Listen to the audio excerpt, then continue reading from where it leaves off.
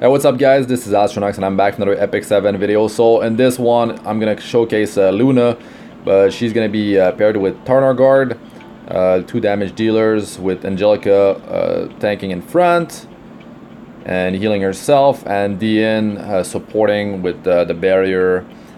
And I don't have Rod or Celestine on Diene, it's just Magahara's Tome, so she's getting combat readiness more often. And of course she's providing the attack buff and the anti-crit buff, which is helpful. Even in Wyvern, even if the Wyvern is fire and Angelica is ice. Critical hits do happen, but with that buff it just doesn't anymore, because it's a 50% reduction in critical hit chance that you receive. It's way too powerful, but I mean, she was limited, and yeah, we gotta deal with the fact that she's in the game. So annoying in PvP, but yeah. Alright, so Luna, she is with +1/+1/+4 on her skill ups. Taranor Guard has his skills turned off, so he just applies defense down more often. We don't need his skill 3 for reduction of combat readiness on the Wyvern, because the Wyvern is immune to combat readiness manipulation. And yeah, Taranor Guard got the skill ups maxed out. Luna is only with +1 on skill 1, and her ult is +4. I wanted the 100% chance for the defense break debuff, because like as soon as it starts, she just uses it on wave 1, and then shortly after the start of the battle against the Wyvern, she uses her ultimate again. It might be different now because I was running a triple damage dealer setup before, but now I do have the attack buff. So yeah, Taranor Guard, his damage is, I mean, sometimes it's really high, sometimes it's alright. It's kind of hard to pinpoint where he's standing in terms of damage, because he's actually using the Unity set. His passive, his skill 2, is only +3, but still he has a pretty good chance to dual attack, and when he does, it boosts the combat readiness of the whole group by 25%, which is huge. Oh, by the way guys, from what I'm hearing, it's like you need it's like 50 or 55% effectiveness in Wyvern 11 that you need to just apply debuffs. More than that, I'm hearing that it doesn't do anything.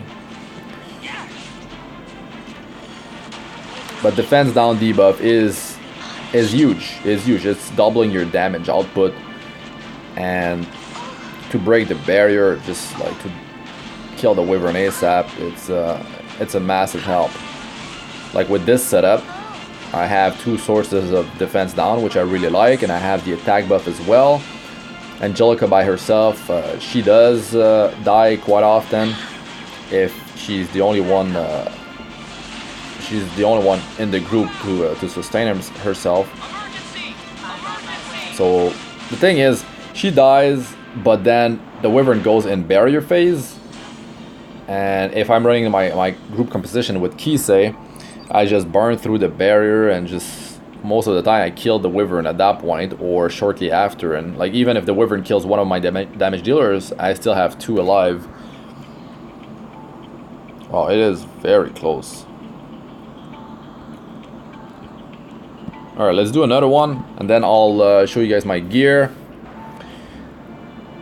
If you are having issues tanking with Angelica, if you want to solo tank with her, you could use Water's Origin instead of Prophetic Candlestick.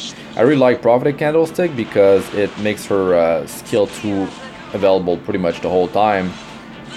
It's on a 2-turn cooldown, so she like uses it, and then the Wyvern attacks 3 times, and it pretty much triggers the Prophetic Candlestick. So she's got skill 2 available again. She's mostly doing like skill 2, skill 3, skill 2, skill 2, skill 3. She's just healing non-stop. It's really good. but you need a decent amount of speed. I'm running her on health percentage main stat boots, so her speed is, she's on a speed set, but I mean her base speed is it's like 90, or is it 89? I mean it's really low, but she's still gaining some speed out of it. And now she's standing at something like 140 speed, which seems to do the job. But let's say you have to go through 2 or 3 barrier phases, it's definitely you're gonna be in the struggle to keep her alive, unless you have some amazing health and defensive stats. I mean defense. Now, like of course I've been talking about it in my previous videos in Wyvern 11. If you're struggling in here, I would strongly suggest you, because this setup is definitely not optimal. This is a setup where like you're face tanking the full amount of damage and you're just trying to burn the boss as quick as possible. In terms of gear that you need, in terms of heroes, in terms of just straight up team CP and offensive power, it is not easy to gear for. But if you are struggling, if you can't do Wyvern 11, I would consider building Crozet as your tank, running a Soul Weaver. Like you could just use Ether, he will just heal really well, a very strong single target healer. And you can run Alexa and Misty Chain as your damage dealers. Misty Chains will be your backup healer. She brings 2 debuffs, which has attack break, attack down debuff, and unhealable. Attack down debuff is extremely powerful. It's just going to cut the damage of the Wyvern in half. And Alexa will provide 2 poison debuffs, which last for 2 turns, and it's 5% of the target's max health every time it triggers. So that's 20% right away out of the Wyvern, but it might hit the Wyvern during barrier, it might get stripped off, because when the Wyvern goes in barrier phase, it removes the debuffs on itself. But still, you put Daydream Joker on Alexa, and every time she crits with skill 1, she attacks another time, so you're triggering Daydream Joker twice. And Misty Chain, she's a mage. You could use Zero Ren artifact on her, so you could have another chance to apply another debuff. And now Crozet has that barrier that automatically triggers with skill 2. It's a passive when he gets below 50% health. It's based off of 15% of his max health, and he has attack break on skill 1 that can be scaled up to 75% chance. Now that combo is extremely strong if you manage to build it. Of course, these heroes will not be used in other areas of the game, which is quite unfortunate. I mean, you can definitely use them in other areas of the game, but like either I don't see either being used in a true comp, in a real comp, like, or maybe you're just trying to troll or just like do a meme team. But to be honest, there's better options.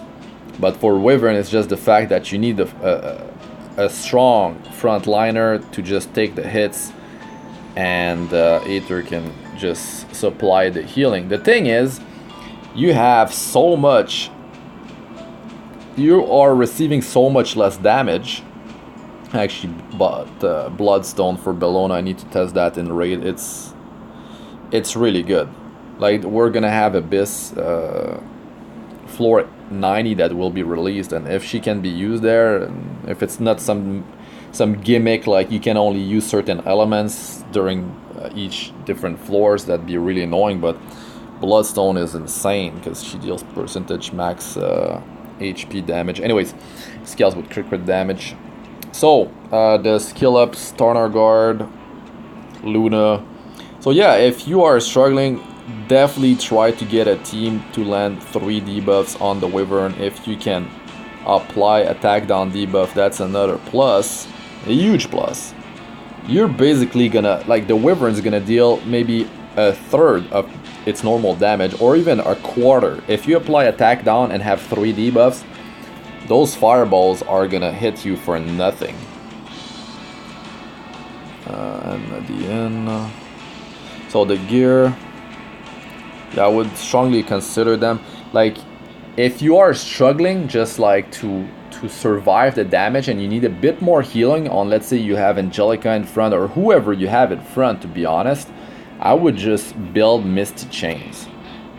Misty Chain with the debuffs and the backup heal and the damage that she provides will be will do a massive difference in your group composition.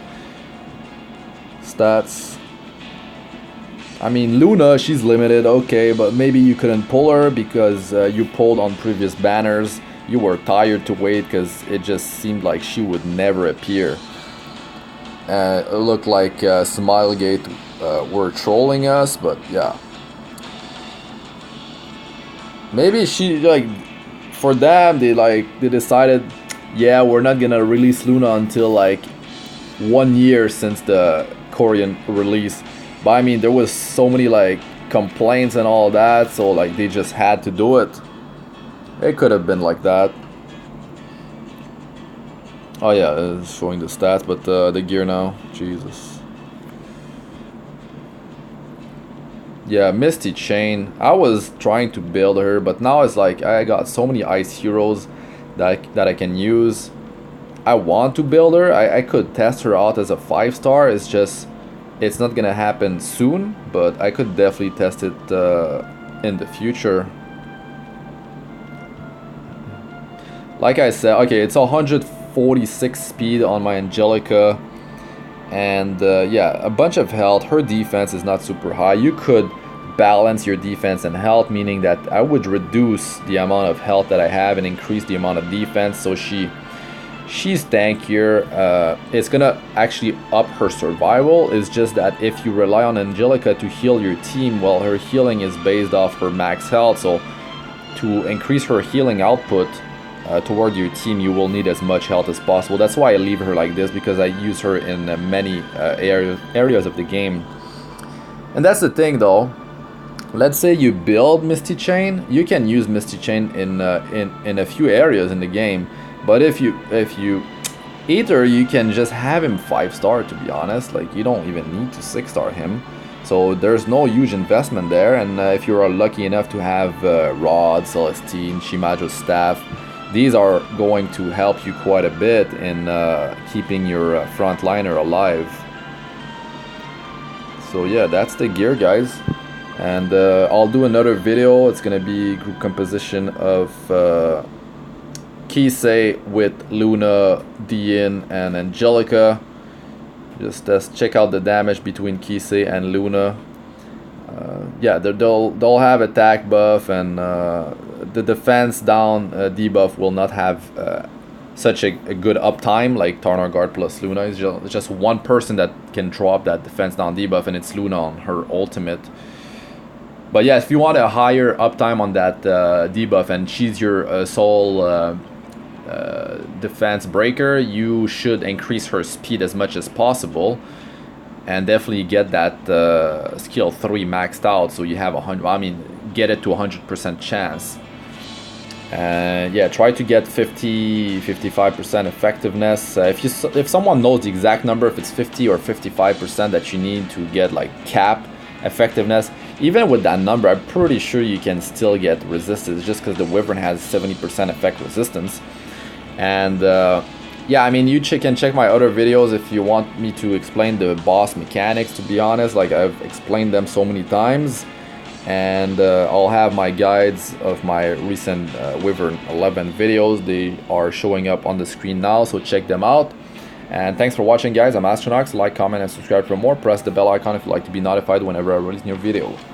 Alright, peace out for now, and good luck with the Wyvern 11 farming. And remember that if you wipe, if you die, if you fail your run, you don't lose your energy. So just sometimes you can just build a team that's very quick, doesn't have 100% success rate, but still it's quick. And I mean, if you fail, it's no big deal. You can just run it again, because yeah, it's pretty casual in the fact that we don't lose energy if we wipe in this game.